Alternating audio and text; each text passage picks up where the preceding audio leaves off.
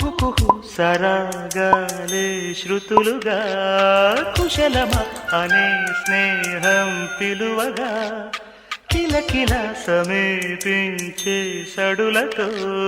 ప్రతి పొద పదాలే పలుకగా కునుకురాక బుట్ట బొమ్మ గుబురుగుందని వనములేచి వద్దకొచ్చి నిద్రపుచ్చని